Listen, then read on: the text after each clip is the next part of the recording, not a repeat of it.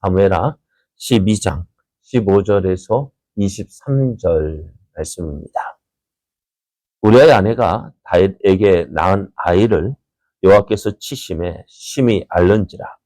다윗이 그 아이를 위하여 하나님께 간구하되 다윗이 금식하고 안에 들어가서 밤새도록 땅에 엎드렸으니 그 집에 늙은 자들이 그 곁에 서서 다윗을 땅에서 일으키려 하되 왕이 듣지 아니하고 그들과 더불어 먹지도 아니하더라. 이래 만에 그 아이가 죽으니라. 그러나 다윗의 신하들이 아이가 죽은 것을 왕에게 아뢰기를 두려워하니 이는 그들이 말하기를 아이가 살았을 때 우리가 그에게 말하여도 왕이 그 말을 듣지 아니하셨나니 어떻게 그 아이가 죽은 것을 그에게 아뢰일 수 있으랴. 왕이 상심하시리로다 함이라. 다윗이 그의 신하들이 서로 수군거리는 것을 보고 그 아이가 죽은 줄을 다윗이 깨닫고 그의 신하들에게 묻되 아이가 죽었느냐 하니 대답하되 죽었나이다 하는지라. 다윗이 땅에서 일어나 몸을 씻고 기름을 바르고 의복을 갈아입고 여호와의 전에 들어가서 경배하고 왕궁으로 돌아와 명령하여 음식을 그 앞에 차리게 하고 먹은지라. 그의 신하들이 그에게 이르되 아이가 살았을 때에는 그를 위하여 금식하고 우시더니 죽은 후에는 일어나서 잡수시니 이 일이 어찌 됨이니까 하니 이르되 아이가 살았을 때에 내가 금식하고 온 것은 혹시 여호와께서 나를 불쌍히 여기사 아이를 살려주실는지 누가 알까 생각함이거니와 지금은 죽었으니 내가 어찌 금식하랴. 내가 다시 돌아오게 할 수 있느냐. 나는 그에게로 가려니와 그는 내게로 돌아오지 아니하리라 하니라. 아멘. 할렐루야. 우리와 함께 하시는 임마누엘의 하나님의 은혜 안에서 새 날이 시작되었습니다. 우리와 함께 하시는 하나님을 믿고 의지함으로 오늘도 승리의 날 되시기를 예수님의 이름으로 축복합니다. 오늘 우리에게 주신 하나님 말씀을 통해서 진정한 신앙은 나의 한계를 아는 것으로 시작합니다. 진정한 신앙은 나의 한계를 아는 것으로 시작합니다. 이런 제목으로 하나님 말씀을 증거하겠습니다. 다윗은 자신의 죄를 감추기 위해서 치밀하게 계획하였고 또 실행에 옮겨서 자신의 죄를 드러나지 않고 감추는 듯 했습니다. 아무도 모를 줄 알았습니다. 그런데 하나님은 알고 계셨습니다. 다윗이 하는 모든 것을 보고 계셨습니다. 그래서 다윗이 행한 이 일에 대하여서 하나님께서는 하나님 보시기에 악하다라고 판단하셨습니다. 하나님은 나단 선지자를 다윗에게 보내셨는데요.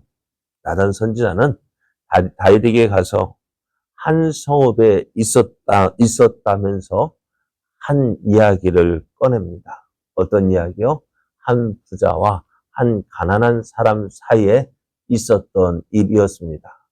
한 부자는 그 집에 많은 것을 가지고 있었지만은 한 가난한 사람은 그의 집에서 키우는 암양 새끼 한 마리를 가지고 있었는데 마치 어떻게요? 자기 친딸처럼 여겼다 했습니다. 그런데 어느 날 이 부잣집에 손님이 왔어요.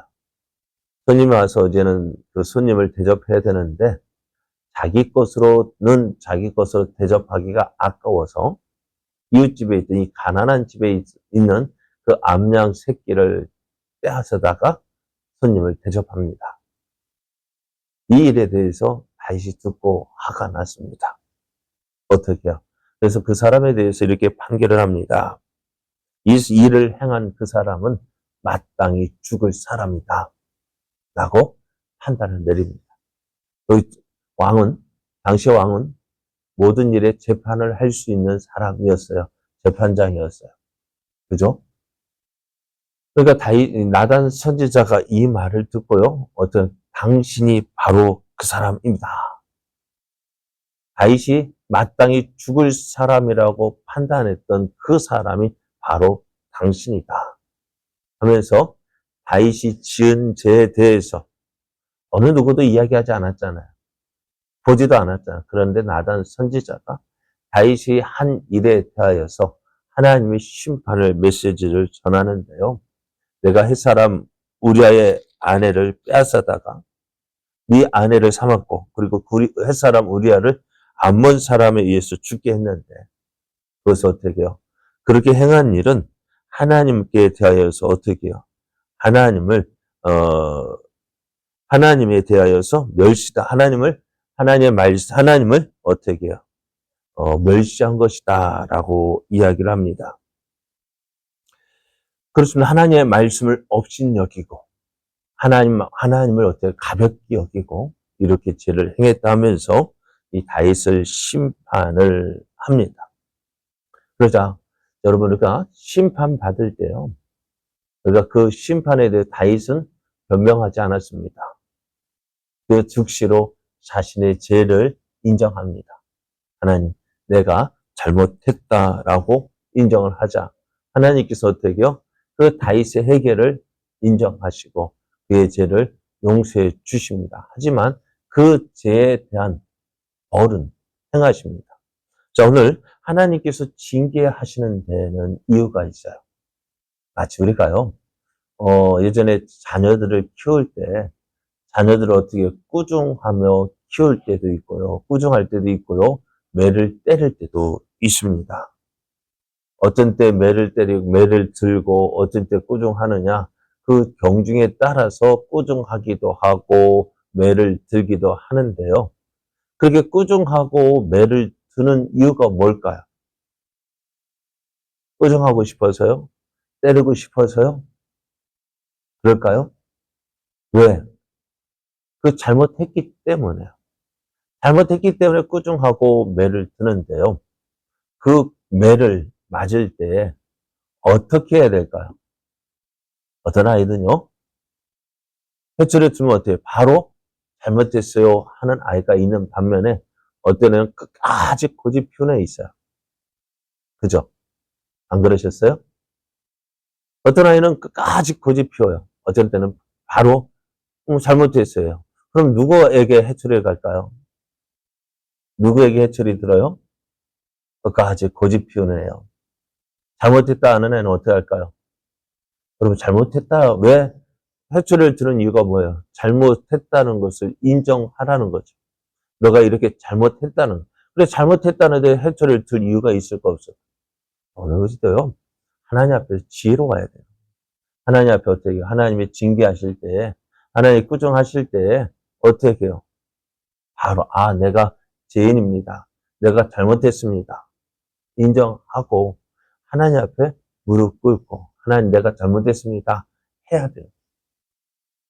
오늘 보십시오. 다윗이 그렇게 하나님 자신의 죄를 물론 큰 죄, 자신의 죄를 인정할 때 하나님 어떻게 하셔요?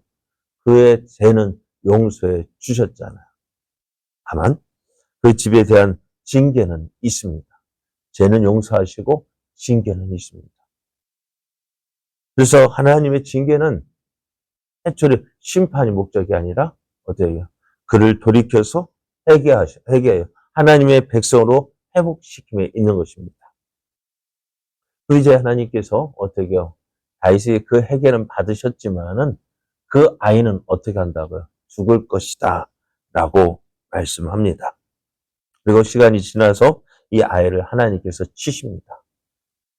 병에 걸려 이제 심히 알아 누웠는데요. 하나님 다윗은 이 아이에 대한 심판의 말씀을 들었습니다. 이 아이가 죽을 것이다. 그럼에도 다윗이 어떻게 해요? 이 아이를 위하여서 하나님께 금식하며 하나님 앞에 엎드립니다. 그래서 그 집에 사람들이 가서 이 다윗을 일으켜 세우고 또 먹을 것을 주어 먹게 하려 했지만 다윗왕이 듣지도 않습니다.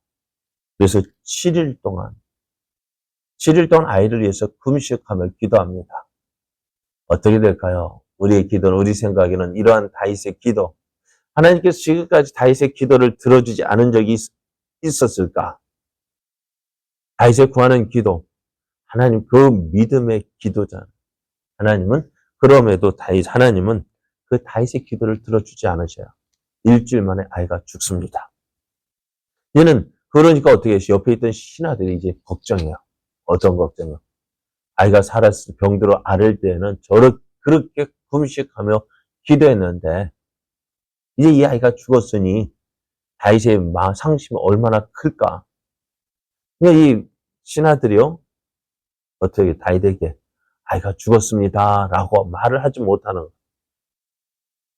말할 수 있을까요? 그렇게 금식하며 그 아이를 위해서 기도했는데 기도하는 그 다윗에게 아이가 죽었습니다라고 말하지 못하는 그래서 뒤에서 기도하고 있는 그 다윗 옆에서 뒤에서 수근수근 거리는 거예요. 다윗도 눈치가 있는 사람입니다. 옆에 있던 아이가 신하들이 뭔가 좀 달라졌어요. 그래서 다윗이 아이가 죽었구나 하는 사실을 깨닫게 됩니다. 그리고 물었습니다. 아이가 죽었느냐? 예, 죽었습니다. 그 말을 듣고 이제 다윗이 어제 그 자리에서 일어납니다. 몸을 씻고 기름을 바르고 의복을 갈아입고 하나님 전에로 가서 하나님을 예배하고 집으로 돌아와서 음식을 먹습니다. 신하들이 보는 것과 영 다른 모습이에요. 아이가 병들어서 그렇게 음식도 먹지 않고 그렇게 막 기도하던 그가 아이가 죽었다는 이야기를 들으니까 어떻게 우리 같으면 어떻게 해요? 우리 같았으면 어땠을까? 하나님께서 내 기도를 들어주지 않은 거에 대해서 여러분 어떻게 하시겠어요? 하나님 앞에 삐질까요? 이렇게 전과 같이 돌아올까요? 어떻게 하십니까? 하나님께 내 기도 안 들어주시면 삐지죠. 하나님, 내가 어떻게 기도했는데요?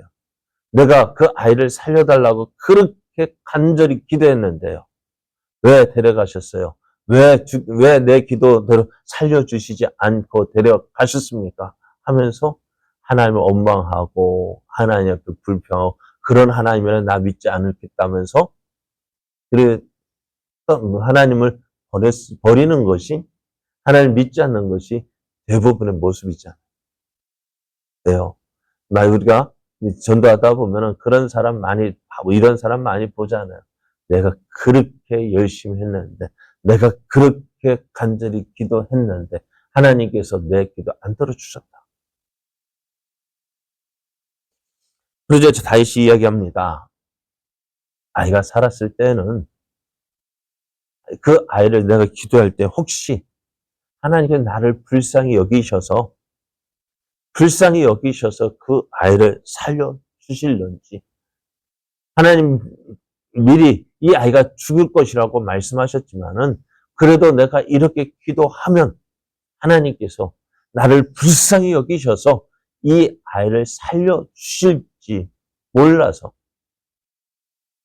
하나님께 기도했지만은 하나님의 뜻대로 하셨는데 그 아이를 데려가는 것이 하나님의 뜻인데 그 죽은 아이가 그 하나님 뜻대로 행하셨는데 내가 어떻게 하겠느냐는 거예요. 그래서 다윗이 이렇게 이야기합니다. 내가 그 아이를 내가 다시 돌아오게 할 수 있겠느냐? 나는 그에게로 가려니와 그는 나에게로 올 수 없다. 철저히 다윗은요 하나님의 주권을 인정했습니다. 하나님의 일하심을 믿었습니다. 내 신앙이라는 것이요 내가 할 수 있는 데까지 하고요 그 다음은 하나님께 맡기는 거예요. 내가 할 수 없는 것까지 내가 하려 하니까는요 시험에 들고 또 믿음이 흔들리는 거예요. 내가 할 수 있는 데까지는 내가 하고요 그 다음은 하나님께 맡기는 거예요. 그래서 다윗이 우리 같으면 이 다윗이 이렇게 기도했는데 어때? 시험이 들 케이스잖아. 나 시험 들었어. 왜? 하나님께서 내가 원하는 대로 안 해주셨기 때문에. 그러나 참신앙은요. 내가 할 수 있는 데까지 하고 그 다음은 누구에게? 하나님의 뜻에 맡기는 거예요. 내가 그렇게 간절히 기도했어요. 기도해도 안 들어. 하나님의 뜻이 이것이구나. 하나님의 뜻을 인정하는 거예요. 하나님께 기도라는 게 뭐예요? 하나님께 맡기는 거죠. 신앙이라는 게 뭐예요? 나를 내려놓고 하나님께 내 모든 것을 맡기는 거잖아요. 그것이 참된 신앙이잖아요. 근데 하나님을 내가 원하는 대로, 내가 하고 싶은 대로 하나님을 움직이는 것이 신앙생활이, 그런 것은 하나님 신앙생활이 아닙니다. 내가 할 수 있는 데까지 하고 그 다음은 하나님께 맡기는 거예요. 그래서 전도할 때도 시험에 들 이유가 없어요. 그 사람이 믿을 사람이면은 내가 하는 말 듣고 하나님께로 나오겠지만은요, 지금 나오는 것이 하나님의 뜻이 아니라면은 맡기는 거예요. 그냥 전도할 때 시험 들 이유 없어요. 그냥 나는 내가 해야 될 일 하는 거고, 그 다음은 하나님께 맡기는. 기도도 그래요. 내가 기도했으니까 들어줘야 된다고요? 내가 이렇게 기도했으니까 내가 원하는 대로 해주셔야 된다고요? 아닙니다. 참된 신앙은요, 내가 할 수 있는 데까지 하고, 그 다음은 하나님께 맡기는. 오늘 다윗. 그 아이를 살리기 위해서 기도했지만, 하나님께 그 아이를 데려가시는 것이 하나님의 뜻이라면 내가 어찌하겠어요? 오늘 다윗이 그렇게 하나님을 믿었습니다. 내가 할 수 있는 데까지 하고 그 다음은 하나님께 맡겼습니다. 오늘 우리의 믿음이 이러한 믿음이 되기를 원합니다. 진정한 신앙은요, 나의 한계를 알고 하나님의 은혜를 구하는 것입니다. 내 최선을 다하되 그 다음은 하나님의 뜻대로 뜻대로 되어지기를 원하는 것이 기도의 진정한 믿음입니다. 오늘 우리의 믿음이 이러한 믿음 되기를 원해요. 내가 원하는 대로 되어지면 좋지만 안 되는 것도 믿고 감사함으로 하나님께 나아가는 것이 진정한 믿음입니다. 이러한 믿음으로 하나님을 믿고 섬김으로 하나님께서 주시는 놀라운 은혜를 누리는 저와 여러분 되어지기를 예수님의 이름으로 축복합니다.